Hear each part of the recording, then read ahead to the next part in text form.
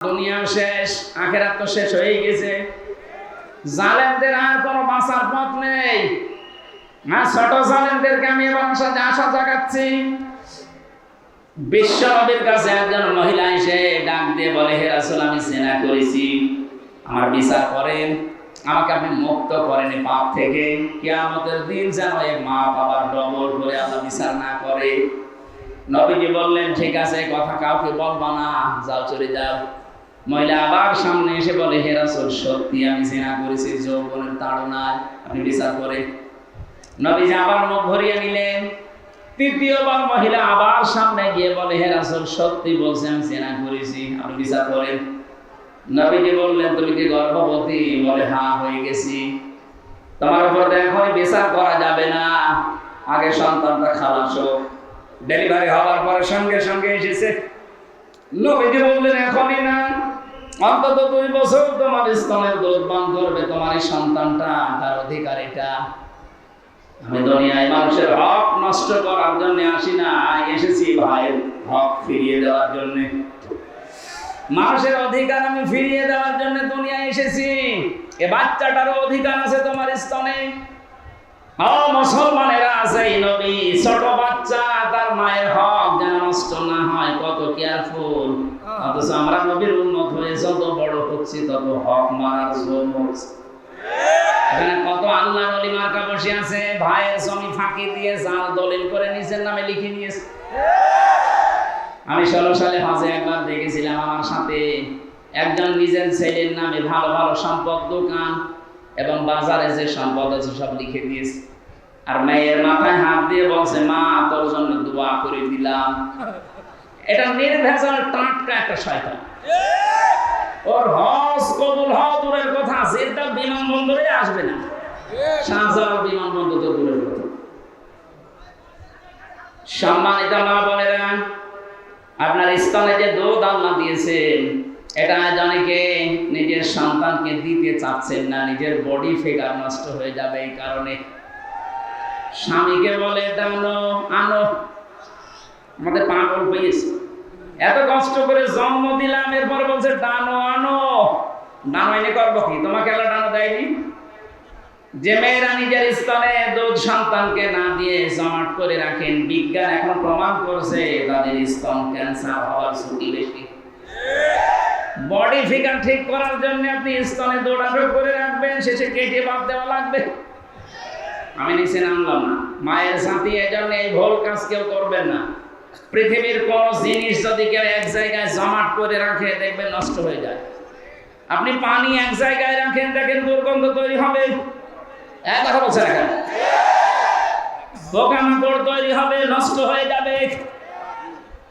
কেউ যদি লোহা লাকড় এক জায়গায় রাখে, দেখবেন ওটা জং ধরে গেছে, মরিচা পড়ে নষ্ট হয়ে গেছে।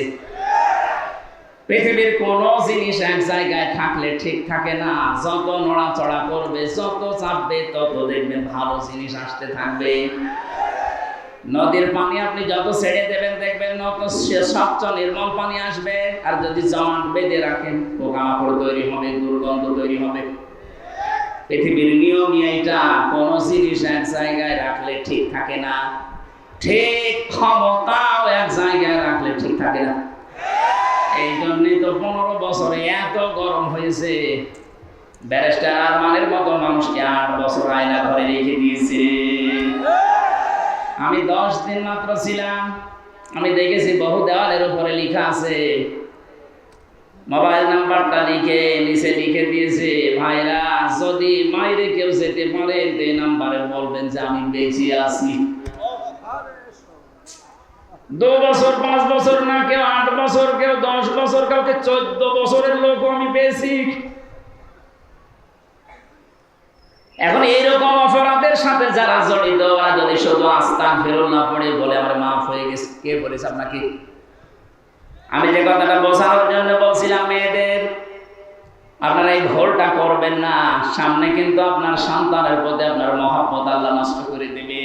কারণ স্তনে যে দুধ আল্লাহ দিয়েছে, এর ভেতরে আল্লাহ সন্তানের জন্য আল্লাহ মহব্বত ঢেলে দিয়েছেন। যদিও দুধ যদি মা পান না করায়, মায়ের গোনা হবে না, কারণ দায়িত্বটা বাবার। নতুন মনে হচ্ছে না? এখানে আলেম নেই? সূরা বাকারা 2 নাম্বার পারা 17 নাম্বার পৃষ্ঠার প্রথম নাম্বার লাইনের 233 নাম্বার আয়াতে আছে ওয়ালা ওয়ালিদাতু ইউরদিউনা আওলাদাহুন্না হাওলাইনি কামিলাইনি লিমান আরাদা আইয়ুতিম্মার রাদা। আল্লাহ পাক বলেন, পৃথিবীতে আমি দায়িত্ব দিলাম সন্তানকে কমপক্ষে 2 বছর দুধ পান করানো লাগবে। এ দায়িত্ব মায়ের না বাবার? হ্যাঁ, আপনি কি আলেম? শব্দের দিকে খেয়াল করবে তো আলেমরা। আয়াতের দিকে তাকান, লিমান আরাদা আইয়ুতিম্মার রাদা। এখানে মুআন্নাস শব্দ নেই, মুযাক্কার শব্দ আছে। পুরুষের নাম আল্লাহ দিয়েছেন, পুরুষ মা হয় না বাবা হয়? তাহলে সন্তানকে দুধ খাওয়ানোর দায়িত্ব বাবার। বাবার যেহেতু মেশিন পত্র নেই, আছে আর এটা সম্ভব, সেই জন্য মাকে যদি এই দায়িত্ব পালন করতে হয়, মা যদি বলে না আমি করব না, আমার টাকা দেওয়া লাগবে, এক একটা সন্তানের জন্য আমার 2 লাখ করে টাকা দেওয়া লাগবে, আপনাকে তাই দেওয়া লাগবে। আমার মনে হয় মাইকে এটা বলা ঠিক হলো না, কারণ আমারও 1 মাস 2 দিন আগে একটা বাচ্চা হয়েছে, ও ছাতা যদি এখন শোনে বলবে 5 লাখ টাকা দাও, নাই তো তোমার মেয়ে তুমি নিজে খাও। আমি একটা বিপদে পড়ে গেলাম। তো না, মা বোনেরা, এটা দায়িত্ব আপনার না, আপনি না খাওয়ালে গোনা হবে না। যদি স্বামীকে বলেন যে 5 লাখ টাকা লাগবে এক একটা সন্তানের জন্য, নাই আমি দুধ দেবো না, আপনার ছেলে যা করবেন করে, শেষে স্বামী যদি বাধ্য হয় 5 লাখ টাকা দিয়ে দুধ খাওয়াতে, তাও খাওয়ানো লাগবে। রুহুল কুদ্দুস সাহেবের 9টা ছেলে মেয়ে, ওনার বউরা যদি বলে এক একটা ছেলে মেয়ের জন্য 5 লাখ, 5 9 কত হয়? 45 লাখ টাকা করে দেওয়া লাগবে। না, আমি এই মাসলাটা বললাম কোরআনে কারিমের আয়াত দিয়ে, এই কারণে দায়িত্বটা, এই কি গো, এই কাজ করলে কথা বোঝানো যায়।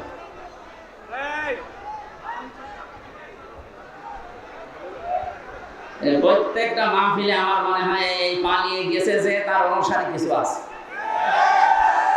তাছাড়া এত ডিস্টার্ব করে কোন কারণে? যারা এই দেশের বৈধ নাগরিক এখন, তারা তো ডিস্টার্ব করছে না। দেখেন তো সব কি নিশ্চয় হয়ে বসে আছে। ওরা মনে হয় ওই দলের লোক।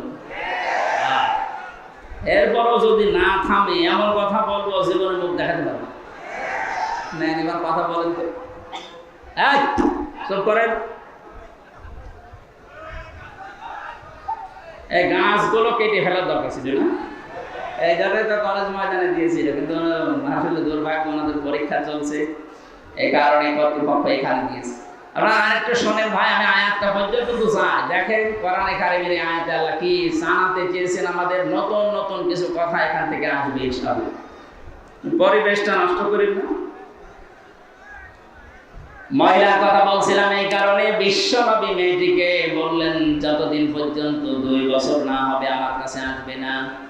বারবার প্রতি রাতে প্রতি ক্ষণে সব সময় বলে, আল্লাহ তুমি আমাকে মরণ দাও, আমার দুঃখ নেই, কিন্তু 2টা বছর আমার হায়াত বাড়িয়ে দাও। এ অপরাধ আমি মাফ করে মুক্ত না করে মরতে চাই না।